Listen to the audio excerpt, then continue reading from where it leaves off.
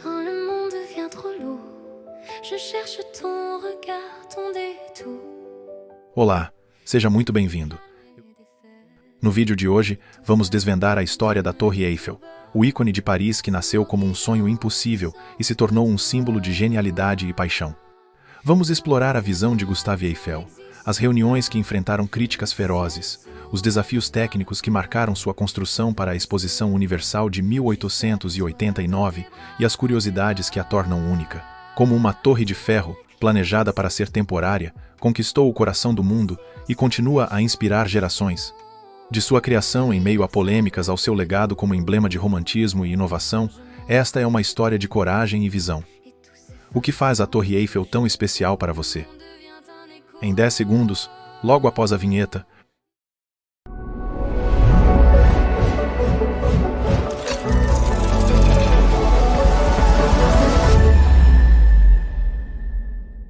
Si tu savais comme je pense à toi, dans le silence après la joie. Contexto histórico. Paris no apogeu do século XIX. Do século XIX, Paris era o coração pulsante da Europa. A cidade, redesenhada pelo urbanista Georges Eugène Haussmann, com seus amplos bulevares e edifícios elegantes, exalava cultura, arte e progresso. A França, após as turbulências da Revolução de 1789, as guerras napoleônicas e a derrota na Guerra Franco-Prussiana de 1870, buscava reafirmar sua grandeza. As exposições universais, realizadas desde 1851, eram o palco perfeito para isso. Esses eventos, verdadeiras Olimpíadas da inovação, reuniam nações para exibir suas conquistas em ciência, tecnologia e cultura. A Exposição Universal de 1889, planejada para celebrar o centenário da Revolução Francesa, prometia ser a mais grandiosa. Paris precisava de um marco que chocasse o mundo, que simbolizasse não apenas seu passado revolucionário, mas sua liderança no futuro. Foi nesse cenário de ambição e otimismo que a ideia de uma torre colossal começou a tomar forma, desafiando as convenções de uma era. A sociedade parisiense vivia um momento de transformação. O impressionismo revolucionava a arte, com pintores como Monet e Renoir capturando a luz e a vida da cidade. A ciência avançava, com invenções como o telefone e a eletricidade mudando a vida cotidiana. A França queria mostrar ao mundo que era capaz de unir arte e tecnologia em algo monumental. A escolha do Campo de Marte, uma vasta área às margens do rio Sena, como local da exposição, sinalizava a escala do evento. Mas que tipo de monumento poderia representar essa nova era? A resposta veio de um engenheiro cuja visão ultrapassava os limites do comum: Gustave Eiffel. A ideia inicial: um sonho de ferro e matemática. Gustave Eiffel já era uma lenda da engenharia antes da torre que levaria seu nome. Nascido em 1832, ele havia projetado obras como a Ponte Maria Pia, no Porto, Portugal, uma estrutura de ferro que impressionava pela leveza e resistência, e a armação interna da Estátua da Liberdade, presente da França aos Estados Unidos. Sua expertise em ferro forjado, um material que combinava força e maleabilidade, era incomparável. Em 1884, dois de seus engenheiros, Maurice Coquelin e Émile Nouguier, apresentaram um esboço ousado: uma torre de 300 metros, a mais alta estrutura já concebida, feita inteiramente de ferro. O design era simples, mas revolucionário. 4 pilares curvos que convergiam em um topo elegante, sustentados por uma malha de vigas metálicas entrecruzadas. A ideia inicial era mais técnica do que estética. Coquelin, inspirado por cálculos matemáticos, desenhou a torre com curvas que seguiam uma equação logarítmica, garantindo resistência ao vento. Será uma demonstração do poder da ciência, disse Eiffel, que inicialmente hesitou, temendo que a torre fosse vista como um monstro industrial. Mas logo ele enxergou o potencial. A torre não seria apenas uma estrutura, mas um símbolo do progresso humano. Ele imaginou um monumento que combinasse funcionalidade com uma beleza própria, derivada de sua precisão matemática. A torre, planejada para ser temporária, com desmontagem prevista após 20 anos, deveria marcar a exposição de 1889 com algo inesquecível. Eiffel trabalhou com sua equipe para refinar o projeto. O arquiteto Stephen Salvestre adicionou elementos decorativos, como o arco na base e a antena no topo, para suavizar a aparência industrial. O resultado era uma estrutura de 324 metros, incluindo a antena, composta por 18.038 peças de ferro e 2.500.000 rebites. Cada peça seria fabricada com precisão milimétrica, um feito nunca antes tentado em tal escala. A visão estava clara, mas convencer Paris seria outra batalha. As reuniões e o concurso, uma luta contra o ceticismo. Em 1886, o governo francês lançou um concurso para selecionar o grande destaque da Exposição Universal de 1889. O objetivo era criar um monumento que simbolizasse a modernidade e atraísse milhões de visitantes. Mais de 700 propostas foram submetidas, desde arcos triunfais a fontes monumentais. A equipe de Eiffel apresentou um projeto detalhado, com desenhos técnicos e cálculos que demonstravam a viabilidade da torre. A estrutura, com sua base de 125 metros de largura e topo afilado, era ao mesmo tempo robusta e elegante, projetada para resistir a ventos de até 100 km por hora. No entanto, a proposta enfrentou uma onda de resistência. Paris, com sua herança de catedrais góticas como Notre-Dame e palácios como o Louvre, não estava preparada para um gigante de ferro. Em fevereiro de 1887, um grupo de 300 intelectuais, incluindo o escritor Guy de Maupassant, o compositor Charles Gounod e o arquiteto Charles Garnier, publicou uma carta aberta no jornal Le Temps. Eles chamaram a torre de um esqueleto disforme, um candelabro trágico, e também uma chaminé de fábrica que desfiguraria Paris. A carta, conhecida como o Protesto dos Artistas, refletia o medo de que a torre destruísse a harmonia estética da cidade. Eiffel respondeu com paixão e lógica. Em uma entrevista ao Le Temps, ele declarou: "A torre terá sua própria beleza, derivada de sua forma científica. Não há beleza sem utilidade." Ele argumentou que a estrutura seria um marco de engenharia, comparável às pirâmides do Egito em sua ousadia. As reuniões com o comitê da exposição, liderado pelo político Jules Ferry, foram tensas. Alguns membros temiam que a torre fosse um risco financeiro ou técnico, mas os cálculos precisos de Eiffel e sua reputação convenceram as autoridades. Em 1887, o projeto foi aprovado, com Eiffel financiando parte da construção com seu próprio dinheiro, em troca de 20 anos de lucros com os ingressos. A execução, um feito de precisão e coragem. A construção começou em 28 de janeiro de 1887, no Campo de Marte, uma área aberta às margens do Sena. O projeto exigiu uma logística sem precedentes. As 18.038 peças de ferro foram fabricadas em fábricas em Levallois-Perret, nos arredores de Paris. Cada peça, numerada, era transportada por carroças até o canteiro de obras, onde se encaixava com precisão milimétrica. Eiffel usou guindastes a vapor e sistemas hidráulicos para alinhar os pilares, garantindo que a torre permanecesse perfeitamente equilibrada à medida que crescia. Os desafios técnicos eram imensos. O terreno do Campo de Marte, especialmente próximo ao Sena, era instável, com solo argiloso e lençol freático alto. Para os dois pilares voltados para o rio, Eiffel usou caixões de concreto e ar comprimido, uma técnica avançada que permitia aos trabalhadores escavar abaixo do nível da água. Cada pilar exigiu fundações de até 15 metros de profundidade, com toneladas de concreto para garantir estabilidade. A resistência ao vento era outra preocupação. Maurice Koechlin projetou a torre com curvas baseadas em equações matemáticas que distribuíam a força do vento de forma uniforme.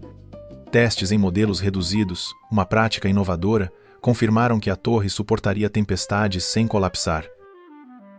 A segurança dos trabalhadores era uma obsessão de Eiffel. Em uma era onde acidentes em construções eram comuns, ele implementou medidas revolucionárias, redes de proteção, andaimes reforçados e salários acima da média para compensar o risco de trabalhar em alturas de até 300 metros. Cerca de 250 operários, conhecidos como os acrobatas do ferro, escalavam a estrutura diariamente, manejando peças pesadas em condições perigosas. Apesar disso, greves pontuais ocorreram, com trabalhadores exigindo melhores salários e proteção contra o frio rigoroso do inverno parisiense. Um incêndio em uma das oficinas de ferro, em 1888, destruiu várias peças, atrasando a produção por semanas. Eiffel resolveu o problema contratando mais fornecedores, mantendo o cronograma. O sistema de elevadores foi outro desafio. Eiffel queria que a torre fosse acessível ao público, não apenas um monumento para ser admirado de longe. Ele contratou empresas como a americana Otis e a suíça Rose para desenvolver elevadores hidráulicos capazes de subir os pilares inclinados. O processo exigiu ajustes constantes, pois os elevadores precisavam ser seguros e confortáveis. Quando a torre foi concluída, em 31 de março de 1889, Eiffel subiu os 1.710 degraus até o topo, onde hasteou a bandeira francesa, celebrando o fim da obra. A inauguração oficial, em 6 de maio de 1889, durante a abertura da Exposição Universal, atraiu cerca de 2 milhões de visitantes, que subiram a torre maravilhados com a vista de Paris. Curiosidades e bastidores. Histórias que encantam. A Torre Eiffel é um baú de histórias fascinantes. No topo, Eiffel construiu um apartamento privativo, um espaço pequeno com móveis de madeira e papel de parede, onde recebia convidados como Thomas Edison, que lhe ofereceu um fonógrafo em 1889. Esse apartamento, hoje aberto ao público, é uma cápsula do tempo. Outra curiosidade é que a torre foi planejada para ser desmontada em 1909, mas sua utilidade científica a salvou. Eiffel instalou uma estação meteorológica no topo, e em 1909, uma antena de rádio transformou a torre em um centro de comunicações, garantindo sua permanência. Durante a Primeira Guerra Mundial, a torre desempenhou um papel crucial. Sua antena interceptou mensagens alemãs, incluindo uma transmissão que revelou planos de um ataque a Paris em 1914, permitindo que os aliados se preparassem. Em 1925, o golpista Victor Lustig aproveitou a fama da torre para uma fraude ousada. Ele vendeu a estrutura como sucata, convencendo investidores de que ela seria desmontada. O golpe foi tão bem executado que Lustig repetiu a façanha semanas depois.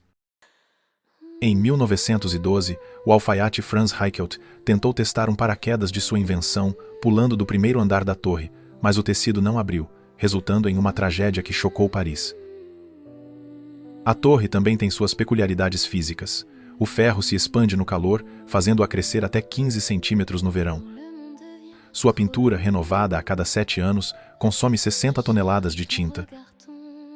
Ao longo do tempo, a torre passou por cores como o vermelho, amarelo e o bronze atual, refletindo as tendências estéticas de cada era. Durante a exposição de 1889, a torre abrigou um laboratório onde cientistas como o padre Theodor Wolff mediram a radiação cósmica, contribuindo para avanços na física. Genialidades e contratempos. A genialidade da Torre Eiffel está em sua simplicidade e precisão.